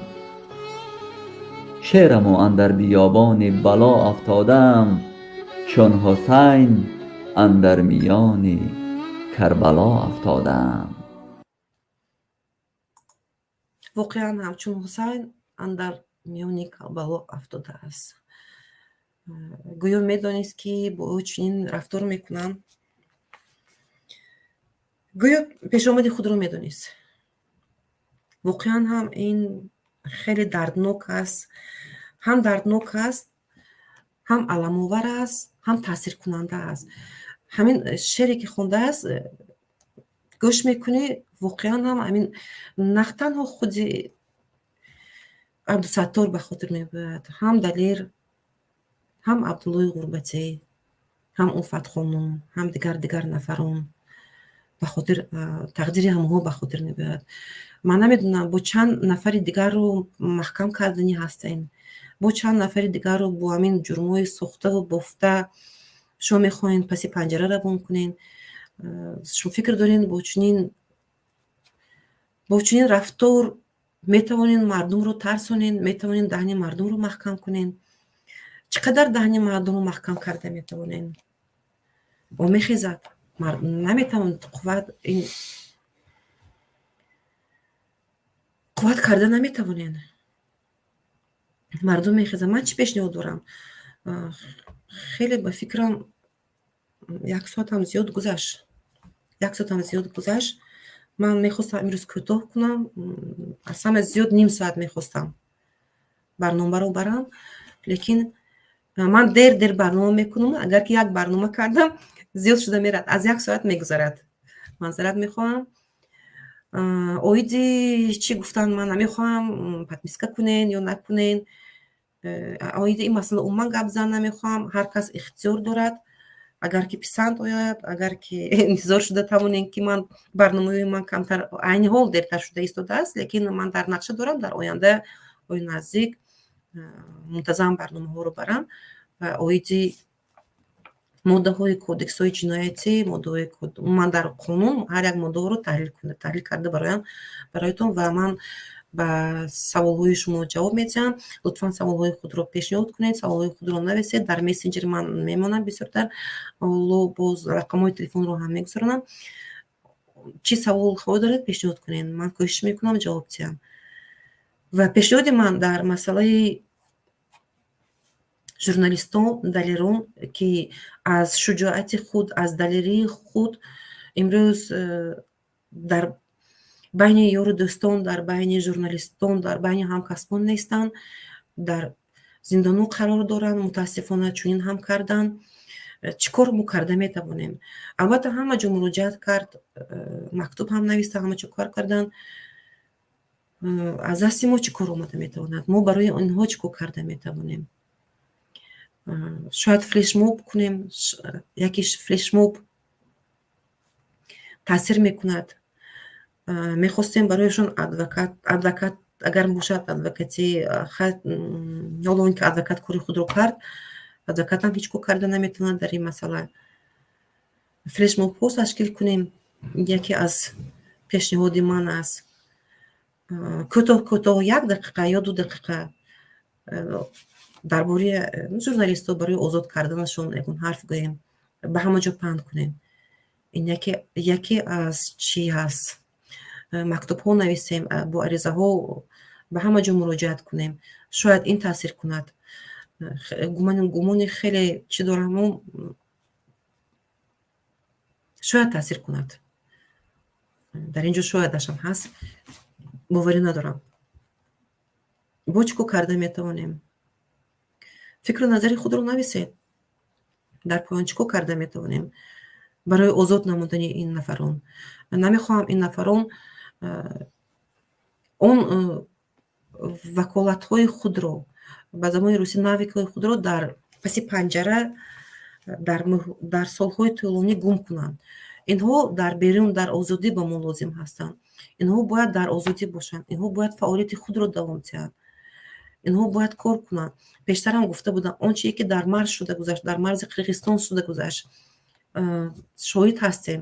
Як рӯзноманигоре ки буд ки дар ҳамон ҷо, 2 рӯзноманигор буд аз радиои Озодӣ, якто Фарзон Муҳаммад буд, баъд Шаҳноза Кумил, ба фикрам хато накунам, манзарат 2 нафаре аст ки иттилоъ. Мо ягон хабар пешниҳод карда натавонистем. Мо бой додем воқеан ҳам.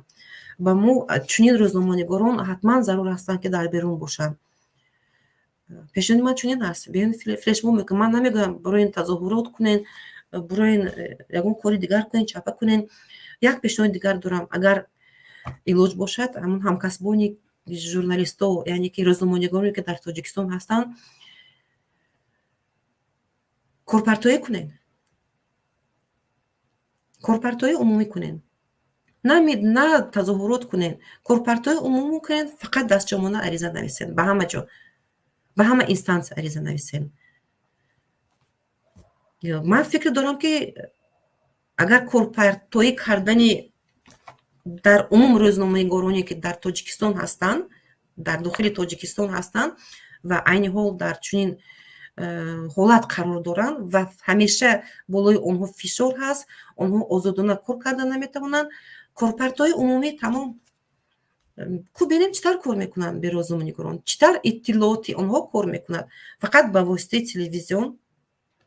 Телевизионам хайр, раисаш дар дасти худошон. Тамом корпартоӣ. пешниҳоди ман чунин аст. аз ҷомеаи шаҳрвандӣ флешмоб карда кӯтоҳ дар ҳама ҷо паҳн кардан, аз худи рӯзноманигороне ки ҳастанд, рӯзноманигор дар дохили ватан буда, дар берун буда, корпартоии умумӣ кунен. Ман фикр дорам аз гушнагӣ намебарен дар як муҳлати муайян, агар ки корпартоӣ кардед. Ин нафароне ки аз байни шумо бурданд, инҳо лоиқ ҳастанд. воқеан ҳам лоиқ ҳастанд. хуб, дӯстон, дар ҳамин ҷо ман мехоҳам барномаро ҷамъбаст кунам. гуфтам ҳар касе агар ба касе писанд омад, метавонед обуна шавен, бознаш намонед, то ки бинандагони мо зиёдтар шаванд ва дар оянда ба нақшаҳое ки дар пеш ҳаст, нақшаҳое ки ман гирифтагӣ ҳастам, ҳамон нақшаҳо расем, нақшаҳо иҷро шавад. дар паноҳи худованд бошед, сеҳату саломат бошед то вохӯри оянда.